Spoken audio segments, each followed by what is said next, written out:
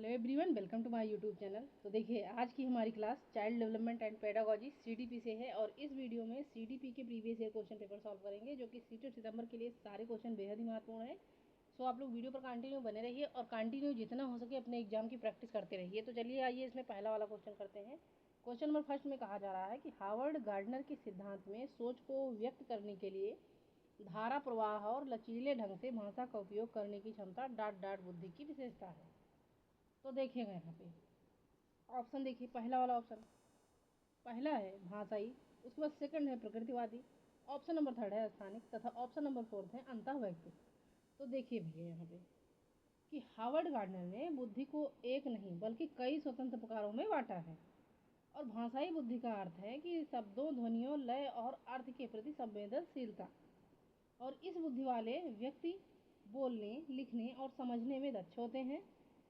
For example देखिए, जैसे कि लेखक, कवि, वकील और वक्ता उच्च भाषाई बुद्धि रखते हैं। अतः देखिएगा प्रश्न में दी गई क्षमता भाषाई बुद्धि की विशेषता है, यानी कि हार्वर्ड गार्डनर के सिद्धांत में सोच को व्यक्त करने के लिए धारा प्रवाह और लचीले ढंग से भाषा का उपयोग करने की क्षमता बुद्धि की कौन सी विशेषता है? तो ये है भाषाई विशेषता। इसलिए इस क्वेश्चन का करेक्ट आंसर हो जाएगा ऑप्शन नंबर ए।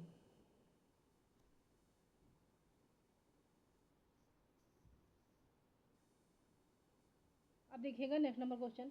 इसमें कहा जा रहा है कि निम्नलिखित में से कौन सी रणनीति कक्षा में व्यक्तिगत भिन्नताओं को पूरा करने के लिए प्रभावी नहीं है?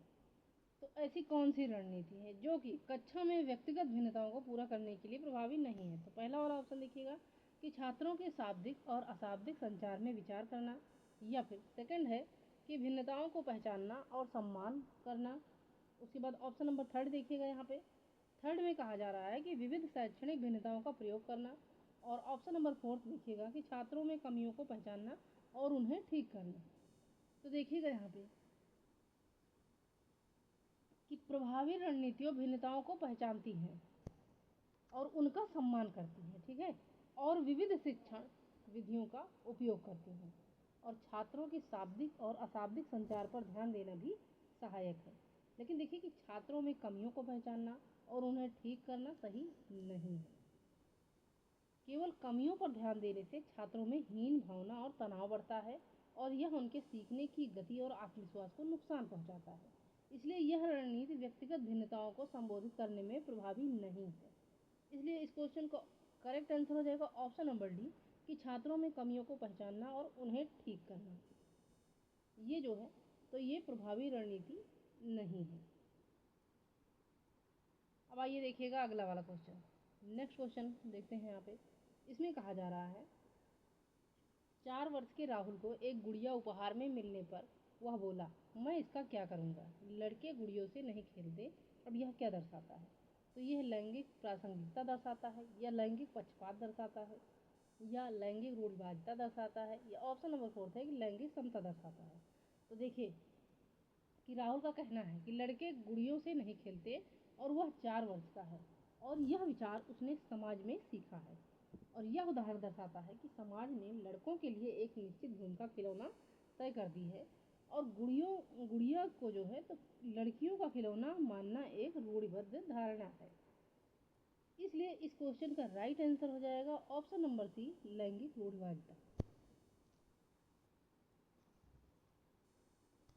अब आइए देखिएगा अगला वाला क्वेश्चन। इस क्वेश्चन में कहा जा रहा है कि अधिगम के आकलन की बजाय अधिगम के लिए आकलन सुनिश्चित करने के लिए एक शिक्षक को चाहिए कि वह, तो अधिगम के आकलन की बजाय अधिगम के आकलन सुनिश्चित करने के लिए एक शिक्षक को क्या चाहिए? कि शिक्षार्थियों की केवल संज्ञानात्मक क्षमताओं पर ध्यान केंद्रित करे, या फिर अगला ऑप्शन देखिएगा शिक्षण अधिगम की दैनिक प्रक्रिया में आकलन को शामिल करे, या ऑप्शन नंबर थर्ड है कि केवल प्रत्यक्ष निर्देश के माध्यम से शिक्षण को महत्व दे, या फिर ऑप्शन नंबर फोर्थ देखिएगा यहाँ पे कि प्रतिस्पर्धा की भावना को बढ़ावा देने के लिए बच्चों के बीच तुलना पर जोर दे। देखिए अधिगम के लिए आकलन, तो अधिगम के लिए आकलन में शिक्षक दैनिक शिक्षण अधिगम गतिविधियों के दौरान आकलन करता है और यह छात्रों की कमियों और आवश्यकताओं को पहचानने में मदद करता है। इसलिए इस क्वेश्चन का करेक्ट आंसर हो जाएगा ऑप्शन नंबर बी कि शिक्षण अधिगम की दैनिक प्रक्रिया में आकलन को शामिल करें।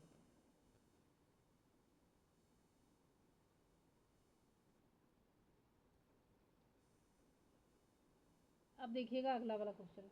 इस क्वेश्चन में कहा जा रहा है कि किस तरह के प्रश्न पूछकर बच्चों में गहन चिंतन को बढ़ावा दिया जा सकता है। तो ऑप्शन देखिए, पहला वाला ऑप्शन, वन अधिकार अधिनियम किस वर्ष पारित किया गया था। यानी वन अधिकार अधिनियम जैसे प्रश्न पूछकर बच्चों में गहन चिंतन को बढ़ावा दिया जा सकता है। या अगला वाला ऑप्शन देखिए कि त्रिभुज के तीनों कोणों का योग क्या होता है। या ऑप्शन नंबर थर्ड है कि पृथ्वी के वायुमंडल की विभिन्न परतों के नाम लिखिए। या फिर फोर्थ वाला ऑप्शन है कि बीजों को अंकुरण के लिए हवा की आवश्यकता होती है, सिद्ध करने के लिए एक प्रयोग की रूपरेखा तैयार कीजिए। तो देखिए कि जो एक ही सही उत्तर मांगते हैं वो जो है तो वे रटने पर आधारित होते हैं, गहन चिंतन को प्रोत्साहित नहीं करते। ऐसे जो है जैसे उदाहरण के लिए देखिएगा यहाँ पे, तो उदाहरण के लिए ABC में परिभाषा पूछी गई है, इनके एक ही उत्तर होते हैं। यानी कि वन अधिकार अधिनियम किस वर्ष पारित किया गया, तो इनके एक ही उत्तर होंगे। उसके बाद त्रिभुज के तीनों कोणों का योग क्या होगा, इनके भी एक ही उत्तर होंगे। और देखिए कि पृथ्वी की वायुमंडल की विभिन्न परतों के नाम लिखिए, तो इनके भी एक ही उत्तर होंगे। लेकिन इसके विपरीत देखिएगा फोर्थ वाला ऑप्शन, इसमें कहा जा रहा है कि बच्चे को एक प्रयोग की रूपरेखा तैयार करनी चाहिए। इसके लिए उसे अलग अलग तरीकों के बारे में सोचना होगा, तर्क लगाना होगा और अपने विचारों का मूल्यांकन करना होगा। इस तरह के प्रश्न अपसारी चिंतन को बढ़ावा देते हैं और बच्चों को गहन चिंतन में संलग्न करते हैं। इसलिए इस क्वेश्चन का राइट आंसर हो जाएगा ऑप्शन नंबर डी कि बीजों को अंकुरण के लिए हवा की आवश्यकता होती है और सिद्ध करने के लिए एक प्रयोग की रूपरेखा तैयार कीजिए। अब आइए देखिए अगला वाला क्वेश्चन। इस क्वेश्चन में कहा जा रहा है कि वे छात्र जिन्हें डांट डांट है उन्हें पाठ पढ़ने और लंबे अंशों को समझने में लगातार चुनौती का सामना करना पड़ता है। तो ऐसे छात्रों को प्रमस्तिष्कीय घात है, या फिर गुणज वैकल्प है, या फिर पठन वैकल्प है, या अगला वाला ऑप्शन देखिएगा कि गतिमान दिव्यांगता है। तो देखिए यहाँ पे कि वे छात्र जिन्हें डांट डांट है उन्हें पाठ पढ़ने और लंबे अंशों को समझने में लगातार चुनौतियों का सामना करना पड़ता है। तो ऐसे छात्रों को जो है पठन वैकल्प है। राइट आंसर इसका हो जाएगा ऑप्शन नंबर सी।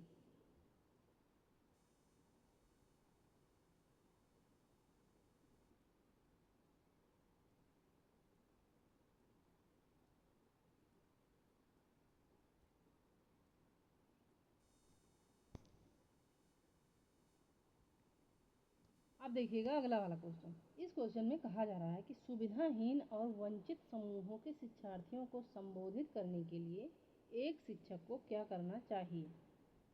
तो सुविधाहीन और वंचित समूहों के शिक्षार्थियों को संबोधित करने के लिए एक शिक्षक को सभी छात्रों में अपनेपन की भावना को बढ़ावा देना चाहिए, या फिर छात्रों की कमजोरी को सबके सामने उजागर करना चाहिए, या इन छात्रों को एक अलग संकाय में ही पढ़ाना चाहिए, या फिर ऑप्शन नंबर डी है कि सभी छात्रों के लिए मानकीकृत पाठ्यक्रम का प्रयोग करना चाहिए।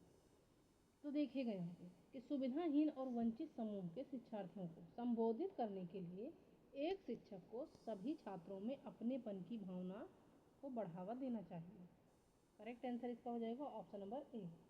अब ये शिक्षार्थी अलग अलग सामाजिक, आर्थिक और सांस्कृतिक पृष्ठभूमि से आते हैं और इन्हें अलग करने या कमजोरी उजागर करने से उनका आत्मविश्वास टूटता है।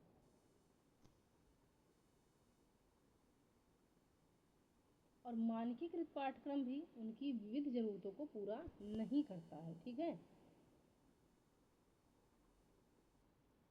इसके लिए उन्हें स्थानीय संस्कृति और भाषा पर आधारित शिक्षण समूह गतिविधियाँ जैसे कि सहकर्मी अधिगम और संवादात्मक विधियाँ अपनानी चाहिए, और इससे वे पूरी भागीदारी कर पाते हैं और उनकी सीखने की क्षमता बढ़ती है। इसलिए सभी छात्रों में अपनेपन की भावना को बढ़ावा देना चाहिए। इस क्वेश्चन का राइट आंसर हो जाएगा ऑप्शन नंबर फर्स्ट। अब आइए देखिएगा अगला वाला क्वेश्चन। इस क्वेश्चन में कहा जा रहा है कि विविध आवश्यकताओं वाले शिक्षार्थियों वाली कक्षा में शिक्षक को निम्नलिखित के लिए विकल्प उपलब्ध नहीं कराने चाहिए।